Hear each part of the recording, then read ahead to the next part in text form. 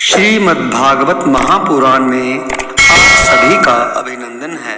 आज हम श्रीमद्भागवत महापुराण में प्रथम स्कंद के चतुर्थ अध्याय की कथा का श्रवण करेंगे, जिसमें महर्षि व्यास का असंतोष इस कथा का श्रवण करेंगे। व्यास जी कहते हैं, उस दीर्घकालीन सत्र में सम्मिलित हुए मुनियों में विद्या वयोवृद्ध कुलपति ऋग्वेदी शौनक जी ने सूत जी की पूर्वोक्त बात सुनकर उनकी प्रशंसा की और कहा। शौनक जी बोले, सूत जी, आप वक्ताओं में श्रेष्ठ हैं तथा बड़े भाग्यशाली हैं। जो कथा भगवान श्री शुकदेव जी ने कही थी, वही भगवान की पुण्यमयी कथा कृपा करके आप हमें सुनाइए। वह कथा किस युग में, किस स्थान पर और किस कारण हुई थी? मुनिवर, व्यास जी ने किसकी प्रेरणा से इस परमहंसों की संहिता का निर्माण किया था?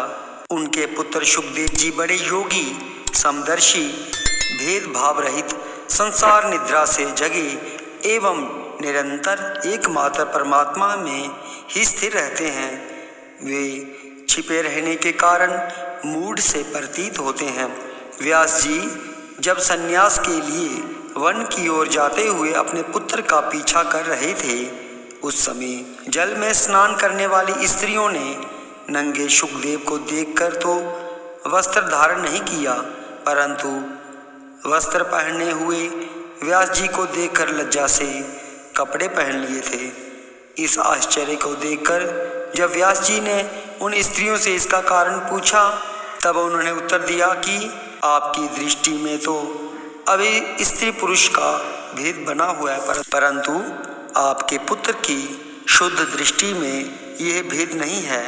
कुरु जांगल देश में पहुंचकर हस्तिनापुर में वे पागल, गूंगे तथा जड़ के समान विचरते होंगे। नगरवासियों ने उन्हें कैसे पहचाना?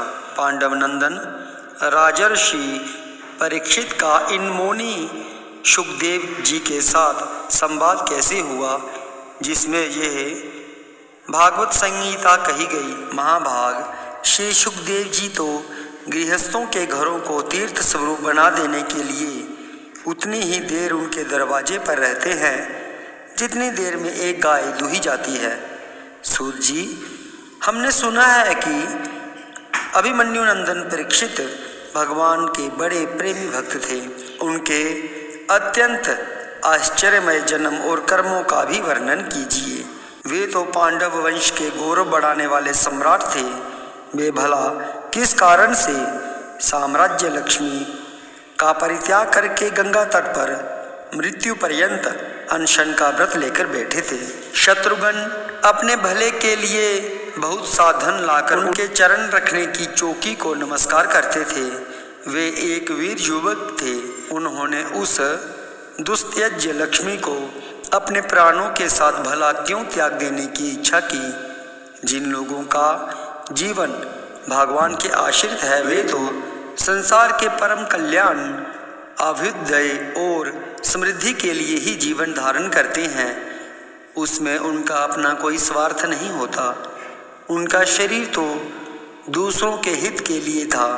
उन्होंने विरक्त होकर उसका परित्याग क्यों किया? वेदवाणी को छोड़कर अन्य समस्त शास्त्रों को आप पारदर्शी विद्वान हैं। सूत जी, इसलिए इस समय जो कुछ हमने आपसे पूछा है, वह सब कृपा करके हमें कहिए। सूत जी ने कहा, इस वर्तमान चतुर्युगी के तीसरे युग द्वापर में महर्षि पराशर के द्वारा वसु कन्या सत्यवती के गर्भ से भगवान के कलावतार योगी राज व्यास जी का जन्म हुआ। एक दिन वे सूर्योदय के समय सरस्वती के पवित्र जल में स्नान आदि करके एकांत पवित्र स्थान पर बैठे हुए थे। महर्षि भूत और भविष्य को जानते थे। उनकी दृष्टि अचूक थी। उन्होंने देखा कि जिसको लोग जान नहीं पाते, ऐसे समय के फेर से प्रत्येक युग में धर्म संकरता और उसके प्रभाव से भौतिक वस्तुओं की भी शक्ति का ह्रास होता रहता है। संसार के लोग श्रद्धाहीन और शक्ति रहित हो जाते हैं। उनकी बुद्धि कर्तव्य का ठीक ठीक निर्णय नहीं कर पाती और आयु भी कम हो जाती है। लोगों की इस भाग्यहीनता को देखकर उन मुनीश्वर ने अपनी दिव्य दृष्टि से समस्त वर्णों और आश्रमों का हित कैसे हो, इस पर विचार किया। उन्होंने सोचा कि वेदोक्त चातुर्होत्र कर्म लोगों का हृदय शुद्ध करने वाला है। इस दृष्टि से यज्ञों का विस्तार करने के लिए उन्होंने एक ही वेद के 4 विभाग कर दिए। व्यास जी के द्वारा ऋग्वेद, यजुर्वेद, सामवेद और अथर्ववेद, इन 4 वेदों का उद्धार हुआ। इतिहास और पुराणों को 5वां वेद कहा जाता है। उनमें से ऋग्वेद के पेल, सामगान के विद्वान जैमिनी एवं यजुर्वेद के एकमात्र स्नातक वैशंपायन हुए। अथर्ववेद में प्रवीण हुए दरुण नंदन सुमंतु मुनि। इतिहास और पुराणों के स्नातक मेरे पिता रोमहर्षण थे। इन पूर्वोक्त ऋषियों ने अपनी अपनी शाखा को और भी अनेक भागों में विभक्त कर दिया। इस प्रकार शिष्य, प्रशिष्य और उनके शिष्यों द्वारा वेदों की बहुत सी शाखाएं बन गई। कम समझ वाले पुरुषों पर कृपा करके भगवान वेद व्यास ने इसलिए ऐसा विभाग कर दिया कि जिन लोगों को स्मरण शक्ति नहीं है या कम है, वे भी वेदों को धारण कर सकें। स्त्री, शूद्र और पतित द्विजाति तीनों ही वेद श्रवण के अधिकारी नहीं हैं, इसलिए वे कल्याणकारी शास्त्रोक्त कर्मों के आचरण में भूलकर बैठते हैं। अब इसके द्वारा उनका भी कल्याण हो जाए, यह सोचकर महामुनि व्यास जी ने बड़ी कृपा करके महाभारत इतिहास की रचना की। शौनक आदि ऋषियों, यद्यपि व्यास जी इस प्रकार अपनी पूरी शक्ति से सदा सर्वदा प्राणियों के कल्याण में ही लगे रहे, तथापि उनके हृदय को संतोष नहीं हुआ। उनका मन कुछ खिन्न सा हो गया। सरस्वती नदी के पवित्र तट पर एकांत में बैठकर धर्मवेता व्यास जी मन ही मन विचार करते हुए इस प्रकार कहने लगे।